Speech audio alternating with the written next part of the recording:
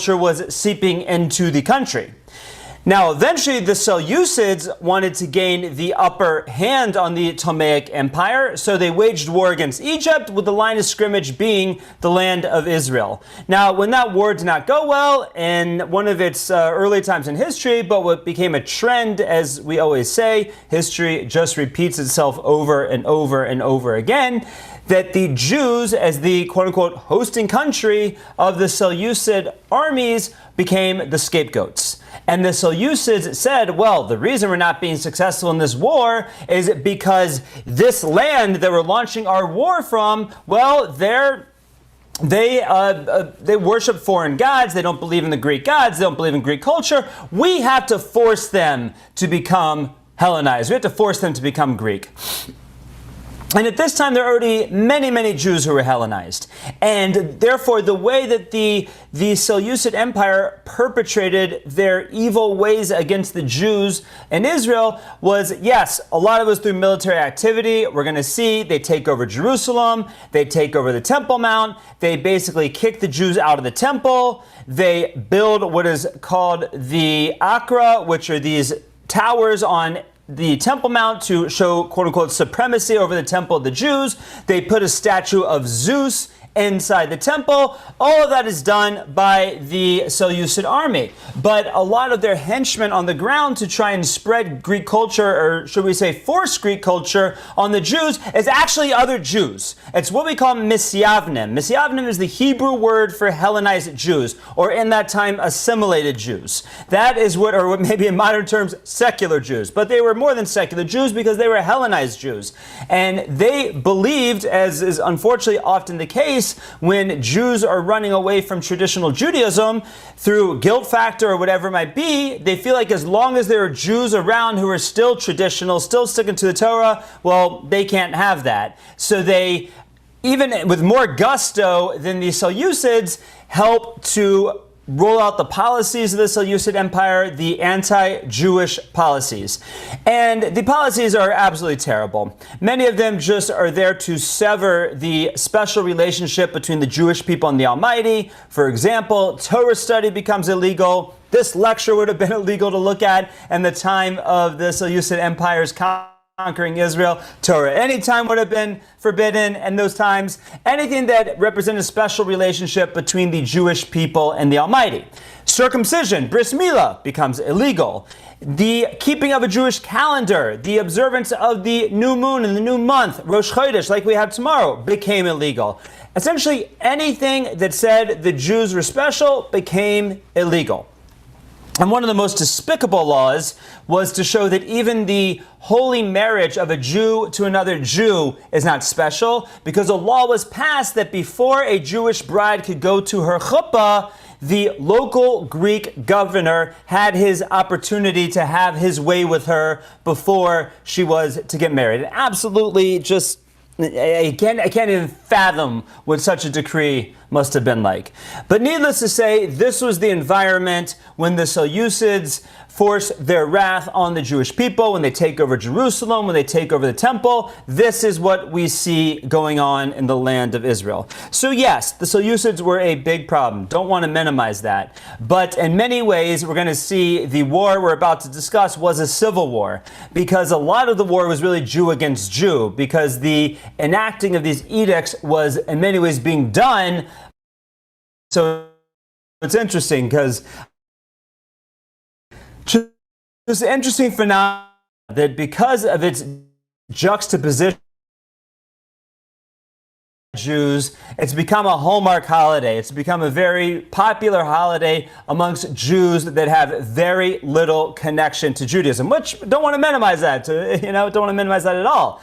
But if they only understood what Chanukah was celebrating, as we're going to see, Chanukah is celebrating the traditional Jew rising up against forced assimilation, and especially against the Jews that were perpetrating this forced assimilation on their brethren. So in many ways, it's a civil war of religious Jew against secular Jew, and that is really the backdrop of the Chanukah war that we're going to delve into right now. So initially when these decrees are passed, the response of the Jewish community, the traditional Jewish community, is very similar to what it's often been throughout history when you have the tormentors rise up against the Jews. The idea is, okay, let's do our best, let's hide out, let's do what we can do, and hopefully, this too shall pass, and hopefully we'll survive and live to fight another day. That's what Jews have done since time immemorial. And that was really, really the approach of the traditional Jews at the time. Now, we meet a certain family. A family known to us as in English, the Hasmoneans, and Hebrew, the Hashmonayim, or the Maccabees. Now, this was the family of the high priesthood, of the Kohen Gadol. Either the father himself was the Kohen Gadol, or his father was the Kohen Gadol. Definitely, we'll see the sons become the high priest, become the Kohen Gadol. Now, this family right now is essentially living in an area outside Jerusalem because it's forbidden to follow the Torah in Jerusalem. It's also forbidden outside Jerusalem, but they were a little bit out of the distance of the Greeks outside Jerusalem. They were living in a neighborhood not far from Jerusalem on the modern-day Jerusalem-Tel Aviv highway, an area called Modi'in. In fact, if you go to Modi'in today, many of the streets in these suburbs and the different areas are named after the Maccabees. For example, the neighborhood next to Modi'in is called Hashmonayim. It's named after the Hasmoneans, the Maccabees. And that's really the thing, because that's where they were located and seemingly launched their rebellion from. So there are some differing stories as to what sparked the rebellion. But I want to give the backdrop first, as sort of the outlook that we're taught that the Maccabees had that made it that the rebellion came to fruition. So they're hiding out, they're continuing to practicing Judaism, hiding in caves, playing with dreidels when the Greeks come by, going back to their books when the Greeks go away, still trying to maintain the Jewish religion and teach it to the next generation as best they could. But at a certain point they said, you know what, this is a problem. This is a problem of monumental proportions. And the problem is what we call Chilul Hashem, desecration of the Almighty. Because here we are trying to stay connected in the land of Israel, yet in Jerusalem, right down the street, the temple is laying desolate, with a statue of Zeus inside of it, with akras built around it to show Greek supremacy. We're not going to stand by anymore and let the world think that this is okay. Yeah, we don't have a chance against the Greeks. I mean, the Greeks with their advanced war technology, with their amazing physiques and their strengths, we don't stand a chance. I mean, the Maccabees were a bunch of yeshiva guys. In fact, I had a teacher who would often say that the whole reason we eat the greasy food on Chanukah is if to say the Greeks were so strong and into their bodies and their physique, and we say, not us, right? We'll be lazy, fat yeshiva guys and we'll still beat you in a war and we'll eat all the grease we want to maintain that beautiful, girlish figure. But anyway, that's the situation. They knew they didn't stand a chance, but they said, you know what? We can't sit by anymore and let this desecration of the Almighty's name in the land of Israel go on any longer. We have got to fight back. We know we're going to die. We know we don't stand a chance, but at least it'll send a statement to the world that there are still Jews out here who care about the Almighty and the desecration of his name that's going on in his holy city at this moment. Now, there's a few differing stories that were given through different texts as to what sparked the rebellion. What was the first step? One story is that it was the wedding night for the sister of the Maccabees of the Hashmonayim, whose name was Yehudis. Yehudis gets up at her wedding in front of all the rabbis and the righteous people and everyone, and she disrobes in front of everybody. Everybody is shocked. They say, oh my gosh, this is the Hasmonean daughter disrobing in front of all of us pious Jews at her wedding. Put her to death. Throw her in jail. Get her out of here. At which point she pipes up and says, oh, so you can't see me like this. You're too religious to see me like this. But the Greek general, the Greek governor, you're okay with him seeing me like this? You're okay with me having to be with him before I can be with my new husband? That's okay? And needless to say, the message resonates with her brothers, with her father, and that's what sparks the rebellion. And the story goes on that when she went in with her moment with the Greek governor, the Greek general, she takes out a sword and chops off his head. And that is the beginning of the rebellion. That's one story that's told. Another story that's told, and they both might be true. They both might have happened, and they both might have just been early skirmishes in the rebellion. The story goes that the Greek general or a Greek officer comes to Modi'in, as was often done, to force the Greek culture on the Jews to bring a sacrifice to Zeus, a pig sacrifice to Zeus. And he asks for a volunteer to bring a sacrifice, and one of the Hellenized Jews volunteers to come out and do the sacrifice, and he starts to go through the sacrificial service to the Greek god of Zeus. At that point, Matisyahu, the father of the Maccabees, takes out a sword or a dagger, chops off his head. The brothers all take out their daggers, kill all of the Greek officers that were in the shul that day, and they run up to the hills to begin their rebellion. Either they're both true, I don't know. Either this is just to give us a flavor of the type of military tactics that go on in the rebellion, because the whole rebellion is a rebellion of guerrilla warfare. Because they couldn't beat the Greeks in number, they couldn't beat the Greeks in tactic, they couldn't beat the Greeks in military equipment, they didn't have any of that. So what do they have? They had the element of surprise, the element of being more easily transported, of being more light on the foot. They could perpetuate the guerrilla tactics, and that's what they did. And they threw 1 year, the first year of the rebellion, just wore the Greeks down through one battle after another, just like this. And after every battle, the Maccabees and their growing group of rebels come together and they say, what's going on?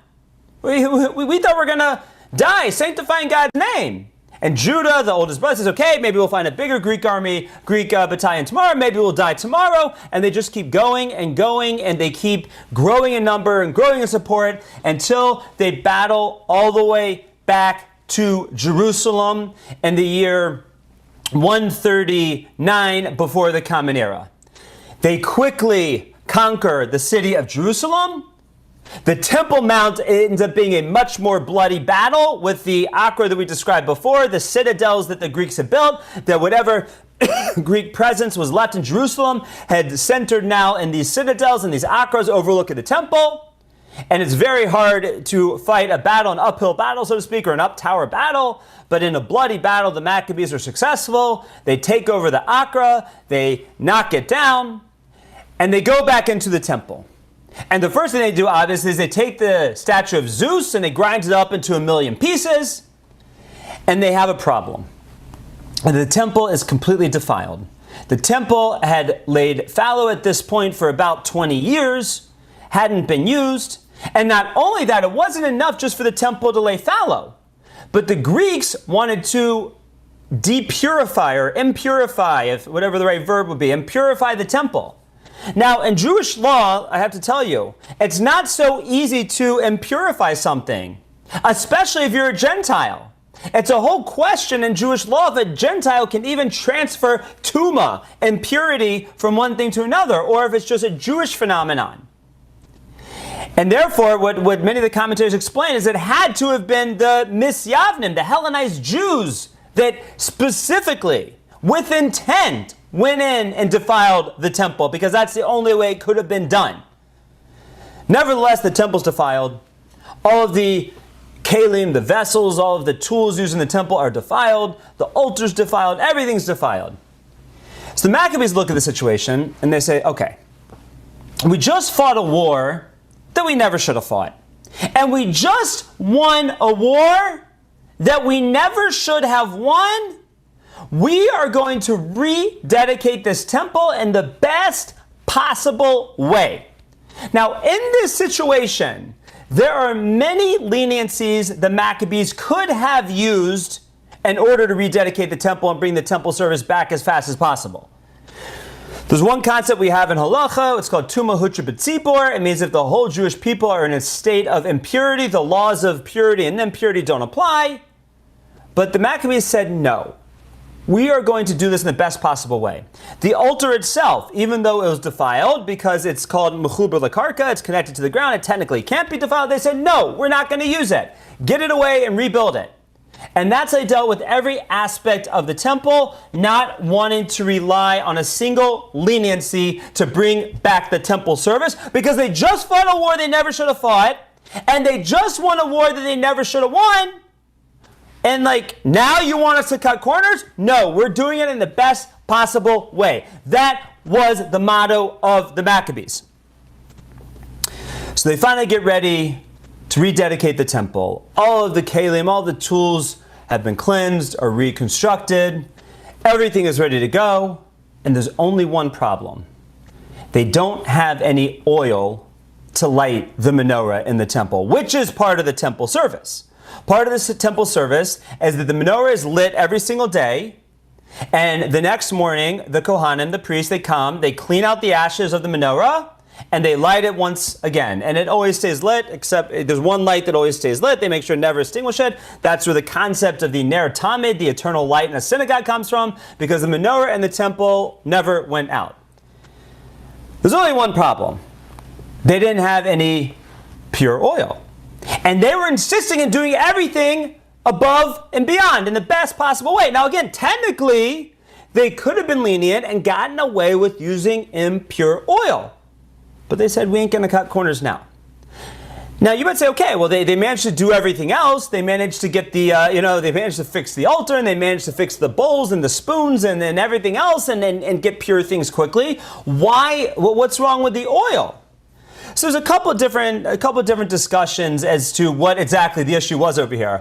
The most simple to understand is that the oil that was used in the temple came from a certain place called Motza that was about a 4 days journey away from Jerusalem. So it would take them 4 days to get there, 4 days to get back, in order to have the proper oil for the temple. Now again, they don't need the oil from Motza. That's not required. They don't have to have that oil. But that was always the custom because it has the finest olive trees, the finest olives, the finest oil, whatever it is. So they weren't going to cut corners, so they wanted the oil from Motza.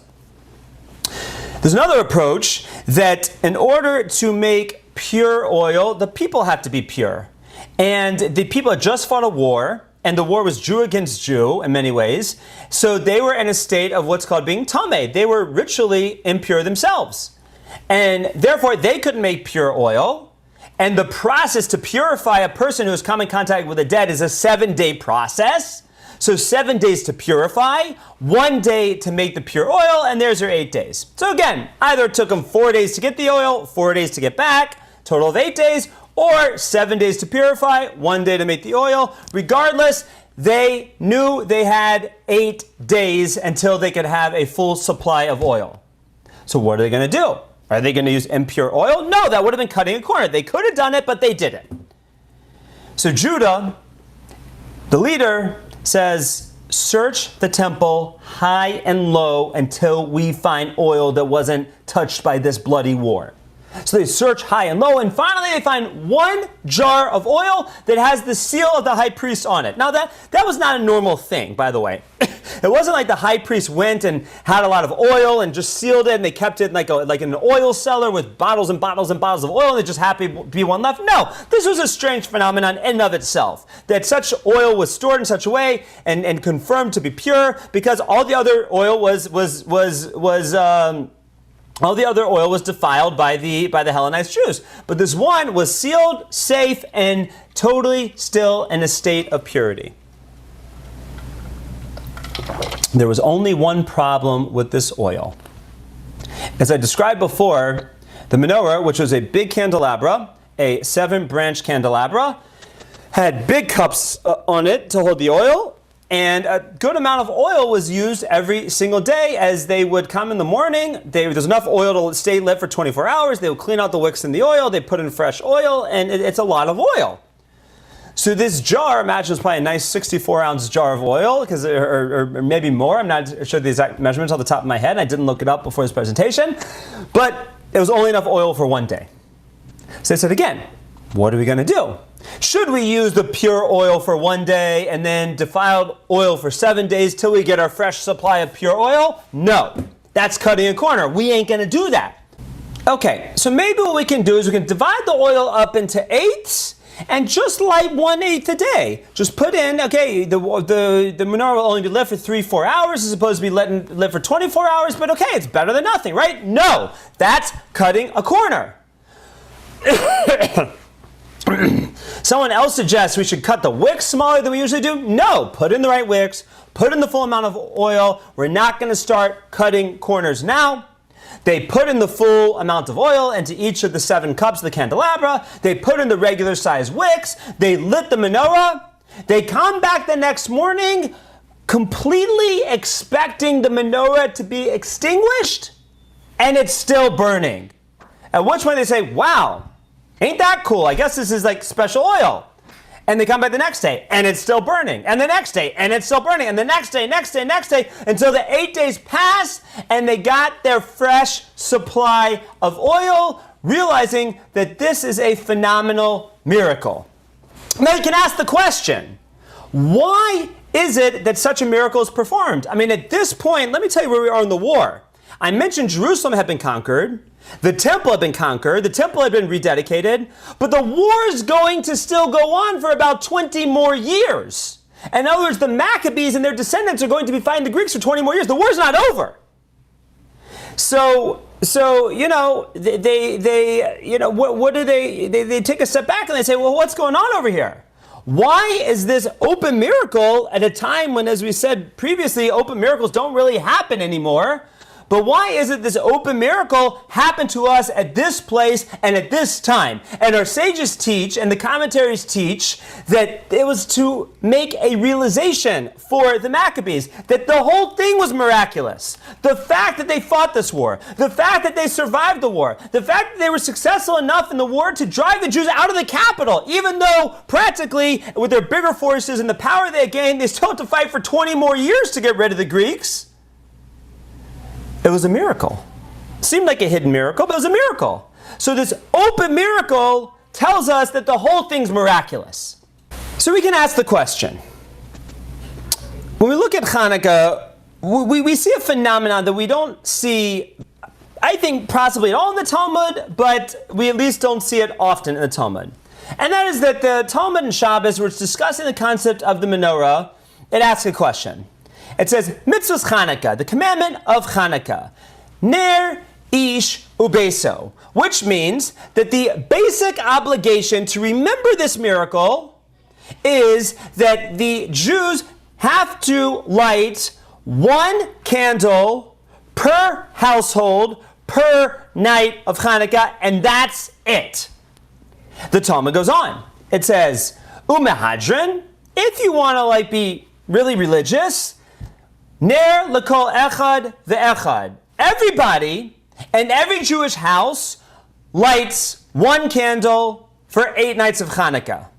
Ve'hamahadrim min mahadrim. If you want to be super fanatic religious, Beis Shammai Omrim, the school of Shammai said, Yom Rishon madlik shmeina, mekan ve'elech pachos v'holech. On the first night you light 8, then 7, then 6.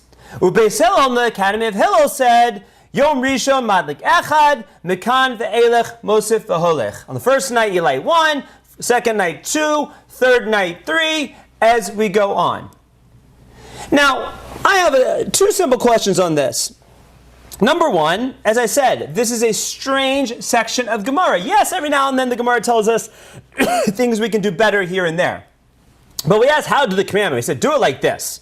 And if you want to beautify it, do it like this. If you really want to be religious, you do it like this. Very strange section of the Gemara. But what's even more strange to me is that no matter where you go in the Jewish world, they are lighting the menorah mahadrin min mahadrin. They are lighting the menorah in the most religiously fanatical way they can light the menorah. I mean, let me ask you a question. When was the last time you walked into someone's house on the 3rd night of Chanukah and they had 1 little candle burning? They said, what do you mean? I'm fulfilling my obligation. The Talmud says 1 candle per 1 house.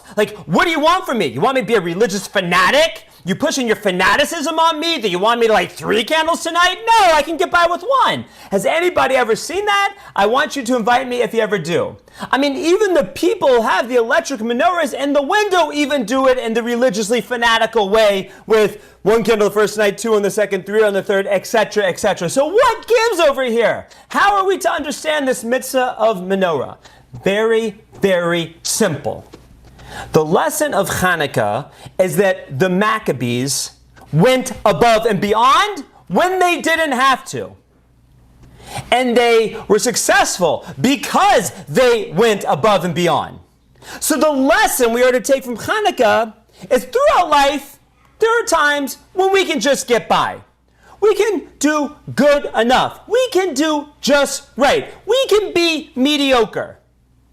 And then sometimes we can do things a little better. And sometimes we can go above and beyond. The lesson of Chanukah is that the Jewish people are a nation that goes above and beyond. That we're a nation that doesn't just want to get away with things, doesn't want to just be Yitzhak, doesn't want to just get by. We don't want to be mediocre. We want to be exceptional. So at that time, the next year, they established the Untitled Chanukah, telling us that to commemorate it, there's a mediocre way to do it, there's a slightly better way to do it, or there is an above and beyond way to do it. And you know what? We're all going to do it above and beyond. And take that lesson that the ideal way to be a Jew on this planet is to go above and beyond. And that is the lesson we take from the miracle of Chanukah, and that is the lesson that we will take, God willing, 3.5 weeks from now, when we all light the menorah, Mahadran, Mina Mahadran. So what happens in the aftermath of this? As we mentioned, it was a very, very bloody war. In general, for the Jewish people, all around, when both sides are fighting or Jewish, it's going to be bloody. But it was also very bloody for the Maccabees themselves. Matisyahu, the father, dies in the first year of the war. And we see that the war begins in the year 140 before the Common Era. And the war won't end until after 120 before the Common Era. We're going to see that Judah, the brother that takes over after Matisyahu, passes away 7 years later in the war. Yonasan, the next brother down, passes away 6 years after that in 127. And Shimon passes away in 119. So the Maccabees are 5 brothers altogether. We have Yochanan, who becomes the high priest when they rededicate the temple. We have Shimon, Yehuda, Elazar, and Yonasan. And as we see, all 3 of them die in battle. And we're going to see what happens to Yochanan next week. He has a very enigmatic ending in and of himself. And that's what happens because it is such a bloody war. Now, when all is said and done, we're going to see towards the end of the war, not even when the war is completely over, but close to the end of the war, when things at least start to settle down a little bit, 11 years later, we're going to see that Shimon is the leader of the Maccabees. So we have Shimon as the leader of the Maccabees, and we have Yochanan as the high priest. Now, Shimon, as the leader, makes some grave mistakes. Actually, let me jump back a little bit before we get to Shimon. The year after the Chanukah miracle, which was only the second year of this 20-year war, that's when the leading rabbis get together, and which is usually done. We see this phenomenon with all holidays. With Purim, it says in the Megillah, and with all holidays, the holiday is established the next year. Now, why not right away? Why don't they right away establish a holiday that year? Why are we told that it's established the next year? The answer is because holidays aren't just commemorative events. Holidays are a actualization of spiritual flow called hashpos hakadusha that come into the world. And when we actualize this holiness, that's when these phenomenal historical events happen. So in other words, Chanukah is not a holiday because that's when the war happened, that's when the miracle happened. The miracle and the war happened at that time because the flow of light, the hashpos hakadusha, that flow of energy, spiritual energy was coming in the world at that time, and therefore the Maccabees are able to manifest that in the war. So the next year, the leading rabbis wanted to make sure that spiritual flow was still there at the time.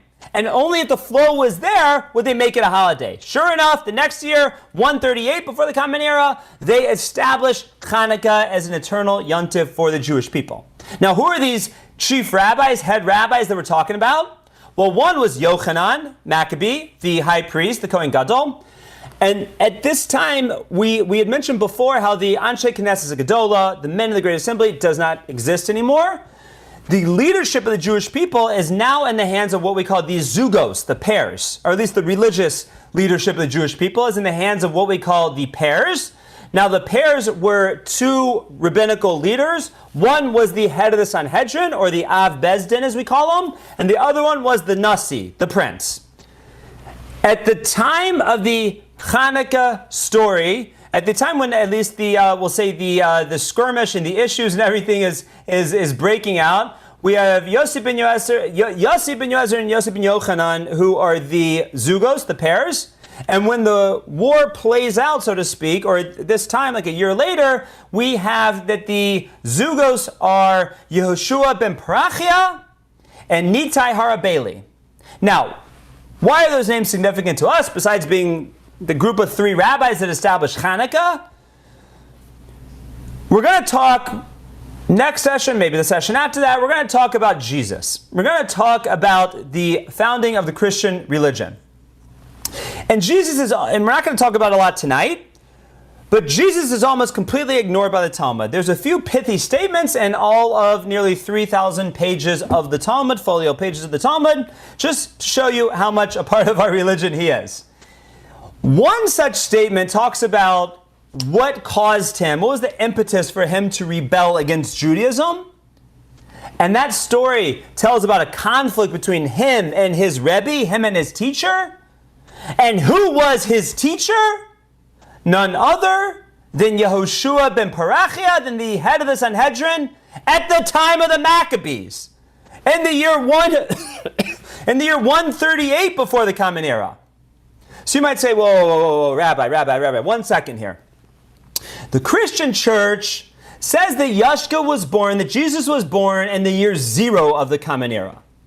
You are telling me now that according to one of the few statements that even mentions him in the Talmud, he was alive and a student already 138 years before that? Houston, we have a problem. And it's not just because they lost the World Series last night. We got a problem here. How are we to understand such a thing? Well, honestly, the burden of proof is on the Christian church, not on us.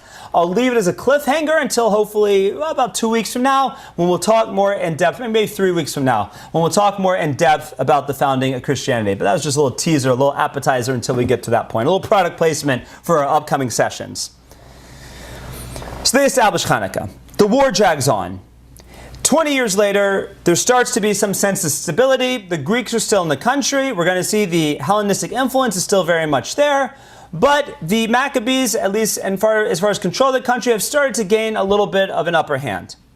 And Shimon, who is the leading brother at that point, appoints himself as the provincial leader of the Jewish people. He calls himself, he actually has coins printed that say that he is Nasi L'Chever HaYehudi, which means that he is the prince of the friends of the Jewish people, a way of saying the prince or the king. Now our sages look at this and say this is a problem. Why? Because in Judaism, we believe very strongly in the balance of power. In other words, the Kohanim, the high priests, the religious leaders, that's the tribe of Levi. That's Aaron's descendants. The Sanhedrin, a meritocracy. Anyone can be part of the Sanhedrin. And the executive branch, the king, that's from the tribe of Judah. And that's how it's supposed to be. Our sages look at the Maccabees at this time and said that they were muddying up the waters a little bit. Because Shimon, and we'll see what will happen is really his descendants, are really functioning as kings. And we'll see that after Shimon, within 2 generations, they actually call themselves a king. But they're Kohanim. They're priests. And we're going to see that, okay, it doesn't happen with Shimon, but we're going to see with the descendants of Shimon, at least his 2 generations later, that they'll take on the title of king and they'll take on the title of high priest. That's a problem. And because of this, this is one of the answers given of a question that should really baffle us. Everything that we know as Jews comes from the Torah. But when I say the Torah, I don't just mean the Chamisha Chumshei Torah, the 5 books of Moses. I mean the total corpus of the Torah, which means both the written Torah and the oral Torah together.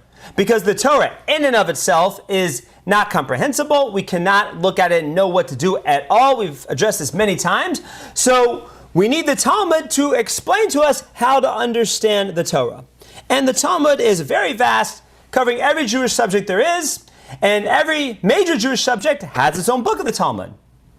There's a section of the Talmud called Moadim, which means holidays. And virtually every Jewish holiday has either its own book, its own tractate in Moadim, or at least its own chapters, its own section of the books. It gets a lot of press. Chanukah does not have a book in Moadim. Chanukah does not have a chapter in Moadim. The way the Talmud is structured, we'll talk about this more in coming weeks, is that we have a short Mishnah and a very long, what we call Gemara discussion. There is not even a Mishnah that talks about Chanukah. Chanukah is regulated to about 2.5 pages in the middle of the second chapter of the Tractate of Shabbos as almost a parenthetical discussion on the main topic of lighting the Shabbos candles. So we're talking about lighting the Shabbos candles. We'll go and digress for 2.5 pages and talk about lighting the Chanukah menorah and talk about Chanukah. The Chasam Sofer tells us that was by design. That when Rav Yehuda HaNasi and later Ravina Rav Ashi organized the Talmud, this was done on purpose, as if to say that the Maccabees made some serious mistakes. And while yes, Chanukah is a yontif, and to celebrate what happened is important, to memorialize the family, and we'll see in the coming sessions what happens and what comes to the family, has to be toned down just a bit. Has to be done with a proverbial grain of salt. Now you can ask the question, if there's problems with what happens next, as we'll see more in coming weeks, then why did Chanukah become a holiday?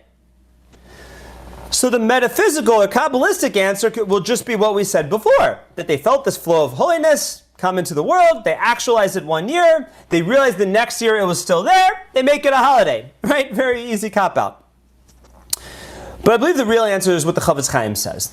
The Chavetz Chaim says that Chanukah is the one example in history of our tormentors rising up against us not to kill us. Right? Every other Jewish holiday is, they try to kill us, we won, let's eat. That's every other holiday. Chanukah, they didn't want to kill us. They wanted to assimilate us. They didn't want to kill us physically, they wanted to kill us spiritually. And therefore, it was unique in and of itself, and the nature of the conflict. And what was even more unique is that this was really the first time in history where Jews stood up and said, we are not going to assimilate. We're not going to let you force us to assimilate. We're going to fight back. Even if we die, we're going to tell you that forcing Jews to assimilate is wrong. And because of that, miracles were performed, wars were won, and we have a yontiv of Chanukah. Now, when you join us next week, we will continue the discussion of the Chashmonaim, the family of the Hasmoneans, and we will see that indeed the family comes to a very, very enigmatic ending. But at least in these glory days, in these early days, they did such a tremendous thing for the Jewish people that they led us in a rebellion against our tormentors for one thing and one thing only, to show that the Almighty has a presence in this world. The Jews have a relationship to Him, and no one is going to force us to sever that relationship. I thank you so much for joining us. I thank you so much for coming, and I thank you so much for listening. We'll see you next week.